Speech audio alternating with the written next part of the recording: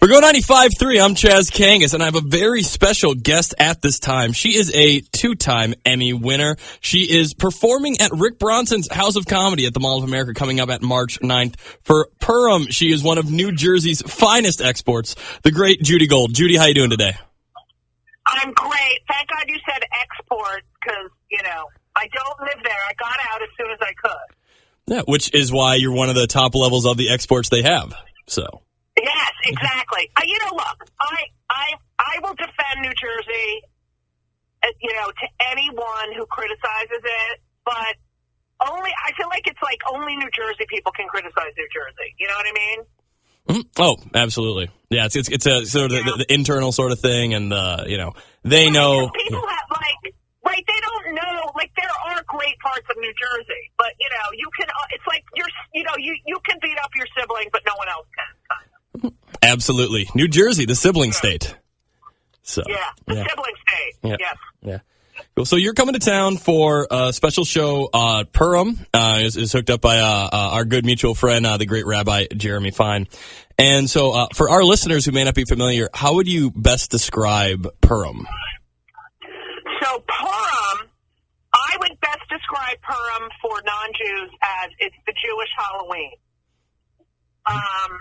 Everyone gets dressed up in costumes, but you really do tell this story of, it's like every other holiday. They were plotting to kill all of us, and this guy named Haman, was plotting to kill all the Jews, and this queen, Esther, saved us all. And Haman wore a three-pronged hat, and so we eat these, because it's all about food. So we eat these pastries that are called Hamantashen, named after Haman, and they're so good, and they're filled with apricot and prunes or poppy seeds or raspberry. They're really good, but it's more of a fun holiday where everyone gets dressed up, and as they read the story it's called the Megillah, that's where the story's written, everyone has a noisemaker, and every time you hear Haman's name, everyone makes noise. Yeah, I had fun for the whole family. Yeah. Absolutely. Yeah, I had my first Purim experience about 7 years ago, and it's the best holiday I can safely say, having experienced all of them, in holidays in general, it's fun. Mm-hmm. You're supposed to drink and eat, and everyone gets dressed up. But so comedy is a big important part of Purim, because you're allowed to tell the story any way you want and use characters from today or whatever. So they always have a funny telling of the story. And so, in terms of different crowds, because you performed several different events that happen to fall on Jewish holidays, how would you describe the Purim crowd in comparison to the others? Well, I've never done just stand-up on Purim. I've just done, Purim stuff. So I'm sure they'll be in a good mood because I'm hoping, because it's a festival. They have a carnival, a lot of synagogues. It's just about fun, and believe me, we have so many miserable, horrible holidays where we're fasting, and, it's just, at least we have this one. Nice. So I just hope that they don't start screaming, how they have noisemakers when they say Haman's name. I hope they don't start, using noisemakers when I'm up there. Gotcha. Like they do on New Year's Eve. Ugh, that's the worst. Oof. Yeah, I'm sure it's enough to totally throw the rhythm off, but yeah. Oh, please. Yeah. So, being a longtime veteran of the stand-up world, how have you noticed if there has been any changes in particular with the audiences in Minnesota? Well, I performed in Minnesota in the 80s and 90s. I love Minneapolis. I love St. Paul. I really do love. It's such a great. It's a great state, but also I used to hang out at the Loring Cafe. Do you remember that place? Yep, absolutely. And it's so interesting because because, it is the Midwest, and there's so many places you go where it's the Midwest and it's cosmopolitan, but there's something about Minnesota audiences. They're really amazing because they're so smart. They're well-read. I mean, I go to Chicago, I go to other places, but there's this sort of Midwestern, I don't know how to explain it. It's we're Midwestern, but we think we're really cosmopolitan, so we try to act cosmopolitan, but we still have that Midwestern thing. There's something really natural about people from Minnesota. They're just down to earth and cool. They're just cool. And, you know what I mean? They don't put on any airs like, oh, we're the coolest. They're just naturally like that. The audiences are notoriously great. Nice. A lot of people feel special there. Mm-hmm. Yep, yeah, it's always a pleasure for me to see it on the back of a CD or DVD, and it says the different theaters filmed in Minneapolis, and yeah, excellent. So, two things outside this upcoming show I wanted to ask you about from your body of work. One is you are an alumni of Tough Crowd, which has been fairly recently been getting resurfacing online. And I actually spoke to Lori Kilmartin last week about her experiences on the show. So I'm wondering, what are your memories of being on something like Tough Crowd that really predated the whole YouTube, Twitter sudden shift in social dialogue? Well, first of all, I love Lori Kilmartin, so just want to put that out there. I swear to God, there has been nothing like that, and there have been so many shows that have tried to sort of be like Tough Crowd, but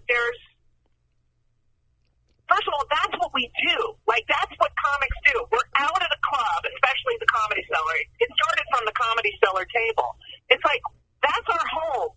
We're there every night, honing material, eating dinner, talking about politics and other stuff, and just, roasting each other. And I feel like comedians talk to each other differently than we talk to civilians, right? So, my partner, Lisa, is a therapist, and she's just regular job, sort of.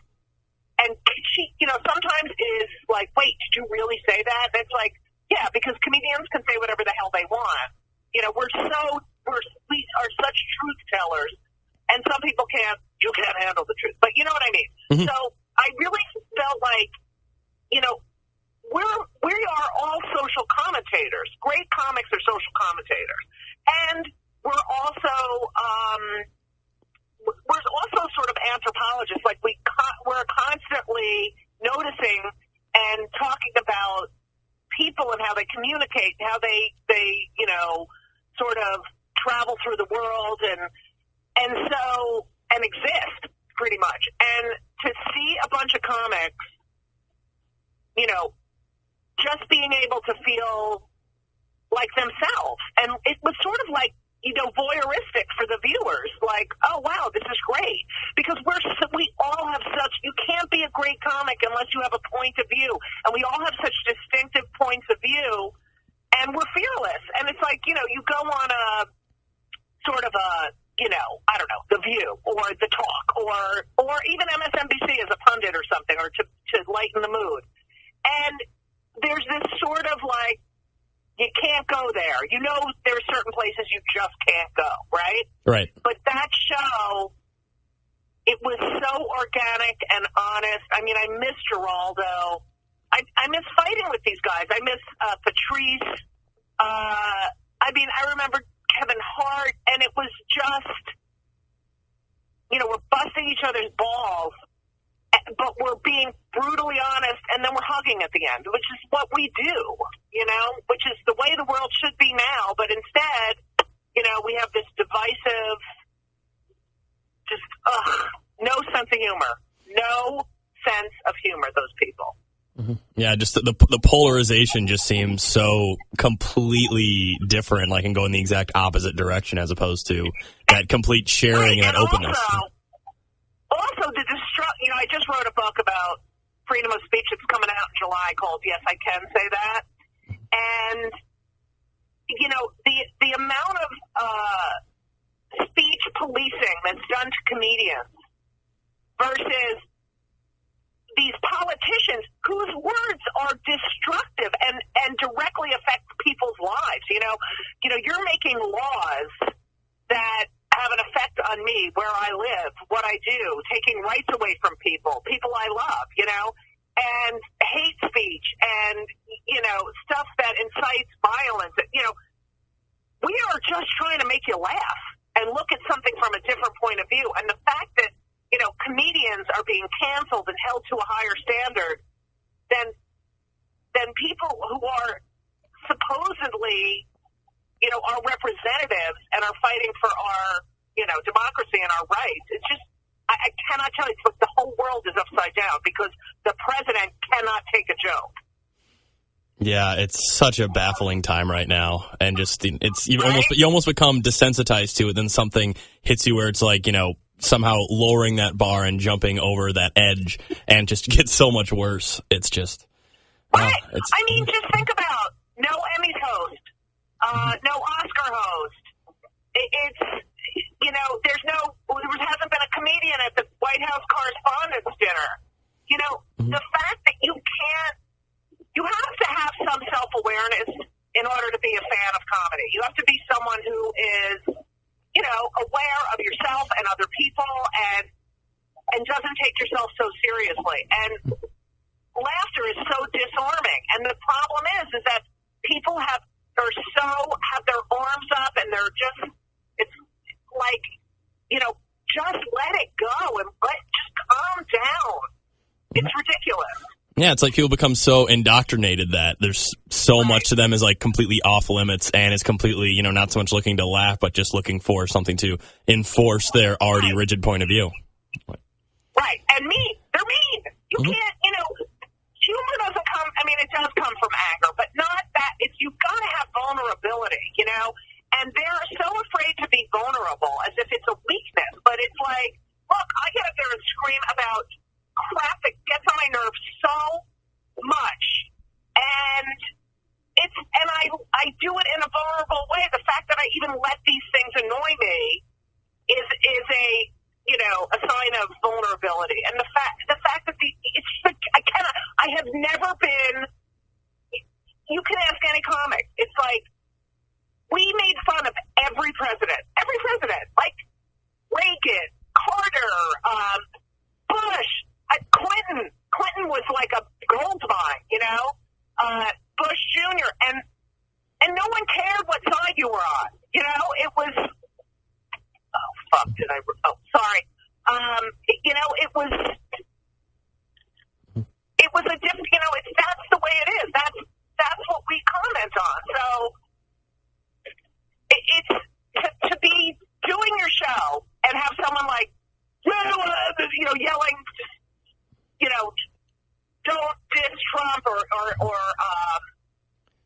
say something funny after you've just said something funny. I've just said something funny, but unfortunately you can't hear the joke.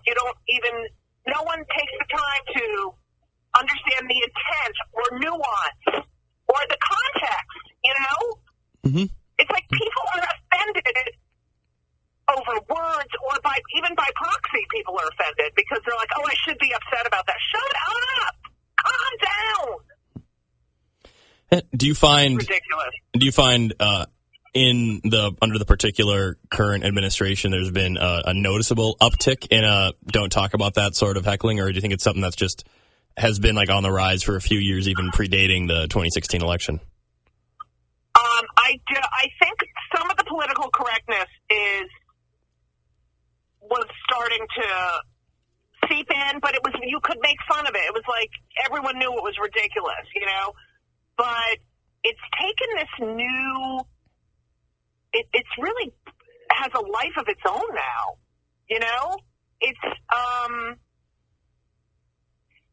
It's unbelievable that I have like seasoned comics. Like, if you know my comedy, you know that I have no edit box. I am so anti-censorship. Mm-hmm.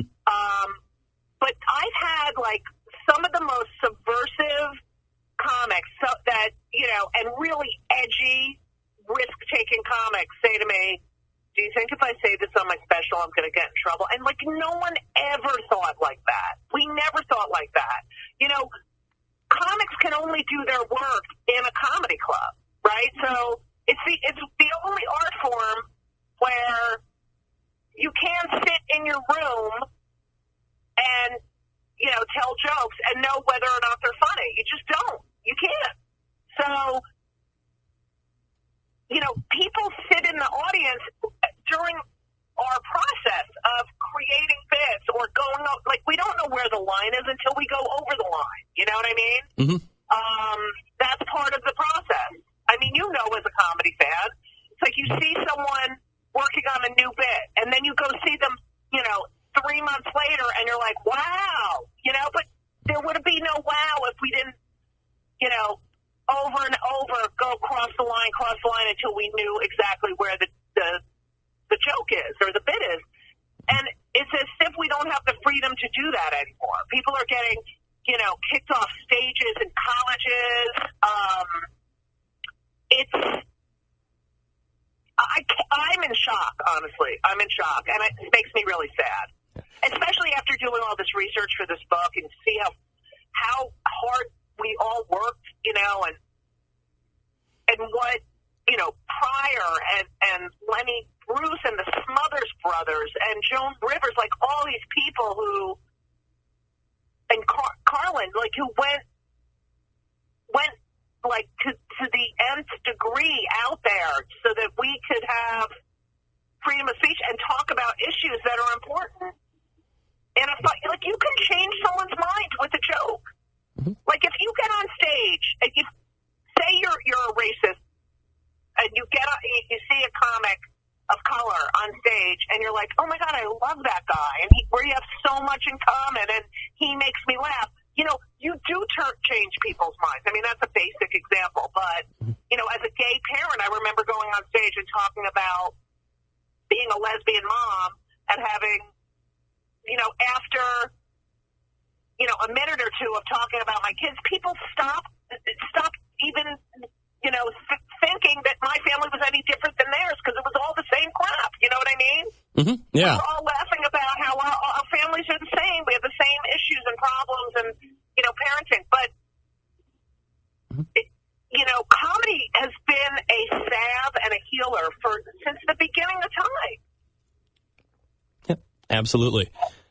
So that in mind, since with all the recent research going towards this new book, I'm curious, and not to mention things that are, you know, potentially aggravating in a row, but how much do you think of the fear in this culture, and if it has had a detrimental effect, has been the rise of smartphones and accessibility of recording stuff in comedy clubs? Horrible.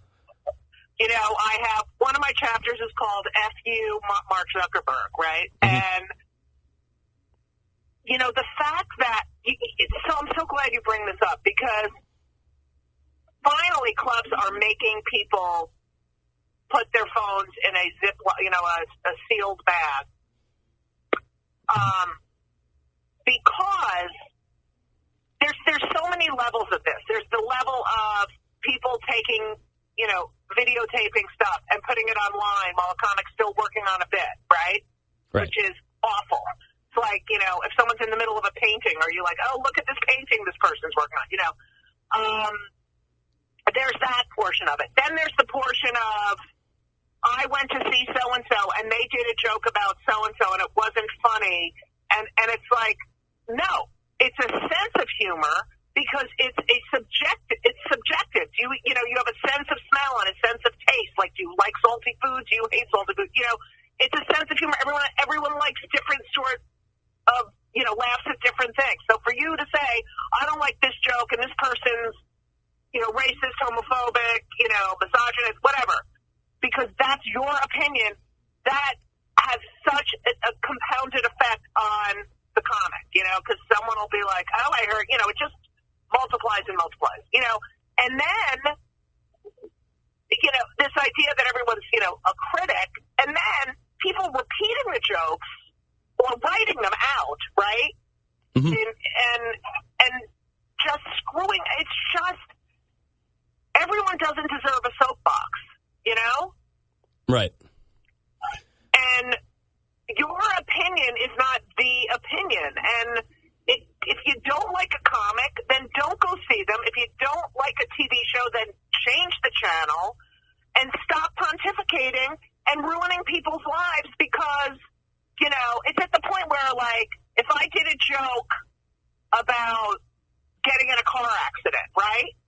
And then someone in the front row recently lost a close relative in a car accident. They can literally, take that and I just lost, my husband in a car accident. She did a joke about it. She's a horrible person. And it's like, no, the world doesn't revolve around you. No one knows about your husband. This is my life and my experience, And yet these people, finally have this forum to go and say whatever the hell they want. And other people listen. That's the problem. Yeah, it's people thinking that they're the protagonist of reality. When right. And also the other bad part of it is that there are so many people who will do a funny video, right, on Instagram or YouTube or whatever, and they'll get like 1 million followers because so many people and then a club will hire them, right, to perform or headline. And they'll fill the room because they have this video, but they don't know how to do stand-up. They can't stand there for 45 minutes or an hour. They haven't put in the work. So then people leave the club going, oh, that wasn't funny. I'm not, it's not, but people have to, it's all about money, money, money. There's so few clubs that are like, about the quality and love comedy. It's all about money. It's really sad. Yeah. Yeah, it's strange times we're in. But I know. Can you believe it?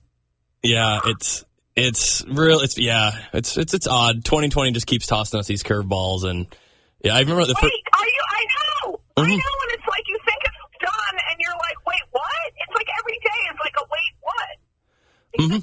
Yeah, I'm sick of it. Yeah, but on a hopefully lighter note, one recent thing you were involved in that I was really happy to see you cameo on was on the Murphy Brown relaunch. I know, that was fun. But then they didn't pick it up, of course. If anyone has a show and they are working on a show and they want me to guest star on it, just know that the show will be canceled right after I'm on it. Well, I mean, then I take that as saying the show peaks and they just know, we can't go any further than that, so, No, it's more like television is in such a weird place now because we have all those. It's really changed so much of the time when comedians would get on stage and do 10 minutes about their family and then get a development deal for a TV show or a sitcom. You know what I mean? Mm-hmm. So those days are gone, and TV is so different, and people self-produce now, which is great. But yeah, it's like you don't get the numbers in. Bye now. Mm-hmm. I think All in the Family didn't get great numbers on the first season, but people, they stuck with it. Mm-hmm. Yeah, it's like things aren't giving you the chance to really grow. Right. Yeah, and and I was actually just thinking about that because last month was the 10th anniversary of the Conan Leno debacle. And oh my God, that was 10 years ago? Yeah, and looking back, I know time is a merciless conveyor belt. And looking back at that time though, and just even now with the benefit of hindsight, and when you compare what Conan's numbers were, and because he was doing really well when they pulled the plug at Ultimate. Right, and, he was doing, when you comparatively even adjusting the numbers for time and availability, he was doing better in those first 10 months than Leno was doing in his first 10 months on air. And yeah, and then just looking back on just this random thing that was pulled so they could retain Leno, who they only kept for 2 more years, and just and just knowing how odd it is to even recontextualize and revisit that, and just wondering 10 years from now, what is this particular period in multimedia going to look like? So I know, it's so funny that format has survived. I mean, it's part of our lexicon. That's American. If you think of America, you do think of late night TV. It's made and broken people's careers, but yet it's still all white men. That's the thing. We're still talking about these 2 guys that NBC, Feud, Letterman. It's still. I mean, thank God for Arsenio. He was great. He put so many great comics on. I did his show 3 times, but. It's interesting that you're talking about this feud between Conan and Leno, and their sensibilities are so different, and yet the network, fear. It was all fear, right? Mm-hmm. Because Conan was a little odd. You know, he wasn't. There's no risk taking. It's like we can't. It goes back to, I think, censorship, and I mean, look how great his show is, and it's lasted forever. Mm-hmm. Absolutely, and that connection now, and the way it's pivoted into doing the podcasting, and just people, it's more than just people like enjoy laughing at him. Like they'll take a bullet for him in a lot of ways, like the riding hard for him. Yeah. Oh, absolutely. Yeah. And it's like that loyalty is deserved because he never. He had integrity and never swayed from, his art and what he wanted to do. And look, it was probably a blessing in disguise. Mm-hmm. Yeah. What a different world it may have been or may have not been in that time. But, he's doing all right now. He's doing okay for himself, and he's pushing that. So, yeah. Wow. So, Aaron, though, this has been absolutely fantastic. So great talking to you. Been a long time. Oh, my God. How fun talking to you. Judy Gold rocking at Rick Bronson's House of Comedy at the Mall of America, March 9th for Purim. Make it the funniest Purim of your life. Judy Gold, thanks again so much for this. Thanks for having me. It was real great, really fun talking to you.